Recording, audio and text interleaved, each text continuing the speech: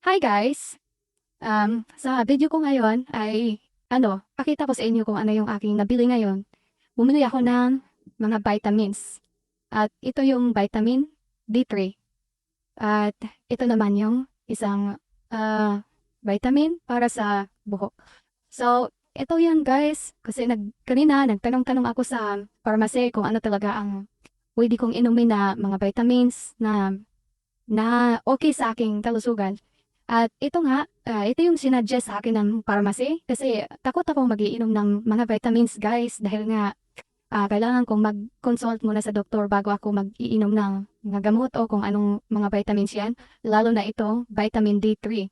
Kasi ito yung aking ininom noong time na nagkaroon ako ng sintomas ng thyroid at sintomas ng ibang sakit-sakit ko sa aking katawan.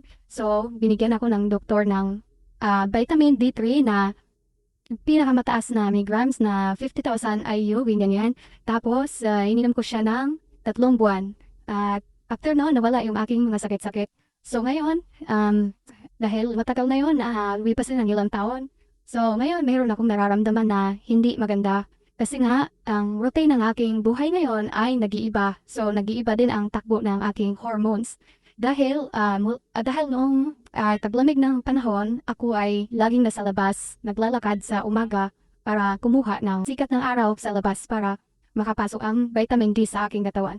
So ngayon, ngayong tag-init at wala na akong labas-labas, nawala na ang aking routine. So nagbabalik ang aking panghihina sa aking katawan. Ako ay nagkakaroon ng hindi maayos na pagtulog. At syempre, pag kulang tayo sa tulog ay sobrang nakakapanglata sa katawan. At isa pang aking naramdaman ay ang paglulugas ng aking buhok na hindi humihinto ang paglulugas ng aking buhok araw-araw. Kahit ang ginagamit ko na tubig ay malamig, hindi ako naliligo ng mainit. So ngayon, nag-issue sa akin ang doktor kasi ay yung doktor ng pharmacy at sinabi ko nga kung ano yung aking mga nararamdaman. So ito yung sinuggest niya sa akin. Bago ko bilhin to, tinanong ko muna siya ng ito ba ay hindi delikado? Kasi itong mga vitamins kasi may mga side effect din kasi ito guys kapag nasobrahan inom natin at hindi angkop sa dosage niya, milligrams niya na nainom sa atin. At meron siyang side effect. So, bago ko ito nga siya, bago ako mag-check nga ng mga vitamins, ito yung mga kagandahan ng kanyang mga benepisyo nito na makukuha sa vitamin D. Kulang tayo sa sikat ng araw, wala tayong vitamin sa katawan, kaya kakaroon tayo ng mga nararamdaman sa katawan. So at ito nga guys, no, maganda yung unang mga benefits nito, pero cautions and side effect na maaari din na makuha nga natin ito, yung side effect din sa ating katawan na hindi maganda. Ngayon, ito namang hindi ko pa na-research talaga kung ano tong klase itong vitamins na to. Pero sinabi ng doktor sa akin, ito ay para sa buhok. Yan. Para mag-grow ulit ang mga buhok ko. Yan. At ito nga, bago tong vitamins na to na nakikita ko, so wala pa akong oras ngayon na mag-research kung ano ba talaga ang mga nito. Kung may side effect din ba ito. Madami ito guys, oh. Yan. 3 tab ito. At nandito yung niya, nandito yung nakasulat. Yan. Dahil marami itong mga nakasulat at in-explain na nga ni Doc sa akin at wala na akong time ngayon na magbasa. So mamaya ko na siyang basahin, reviewin kay ilang minuto na lang. Papasok na ako sa akong trabaho. At pinaliwanag na nga sa akin ni Doc kanina, siya na nagbasa sa akin na ito ay wala naman siyang problema kapag ininom ko to ng parehas-sabay. Kasi sabi ko sa kanya, Doc, pag ininom ko ba to, hindi ba ako mamamatay nito pag ininom ko to ha? Baka mamaya may side effect to. Hindi takot ako mag-iinom, sabi gano'n. Kasi hindi ako nagkukonsulta sa doktor. Tapos bumibili ako ng mga vitamins na walang sa kanya consult. Takot ako, sabi gano'n. Sabi niya, huwag ka mag-alala, walang problema yan. Para yan sa buhok talaga itong binigay niya sa akin. So, inumin ko daw ito ng dito sinulat niya para matatandaan ko. Inumin ko siya ng 3 piraso sa loob ng isang araw for 7 days. After 7 days, magtuloy-tuloy na ako ng inom hanggang sa maubos ito, dalawang piraso kada isang araw. So, yan. Yan ang aking titirahin para mag-grow ulit ang aking buhok. Kasi ngayong buwan na to, as in, 1/4 talaga ang nalalaglag sa akin buhok. Sobrang dami ang nalaglag sa akin. At ngayon naman, itong vitamin D para makatulog ako ng maayos at hindi na manghina ang aking katawan. So, umpisahin ko ng inumin. Umpisahan ko na siyang inuman, guys. Ito, vitamin D3. 5,000 IU lang to.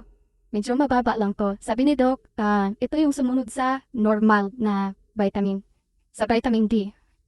Kasi ang inisyo niya sa akin kanina, dapat bigyan niya ako ng 50,000 milligrams. IU, yung ibibigay niya sa akin.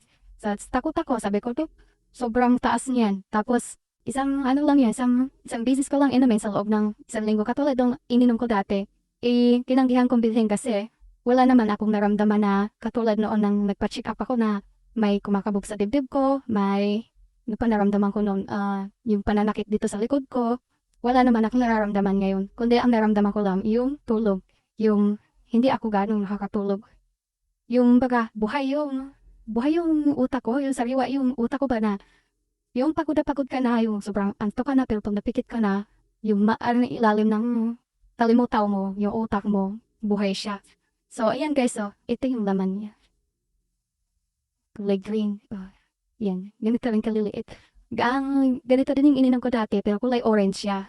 Yung isang piraso, isang beses ko inumin sa loob ng 1 linggo. Kasi mataas yun, matapang yun na vitamin. So, ang vitamin D talaga guys, kailangan din sa ating katawan ito. Kaya, kung para hindi kayo magiinom nito ng vitamin D, kailangan yung magpasikat ng araw kasi sa araw lang, normal, makukuha ninyo ang libreng vitamin D kaysa bumili kayo ng ganito. Kasi pag mura lang naman itong vitamin D, sa pera din sa amin, nabili ko lang ito ng 33 real.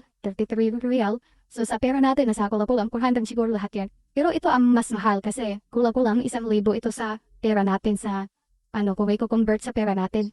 So, ito medyo mas mahal itong sa buhok.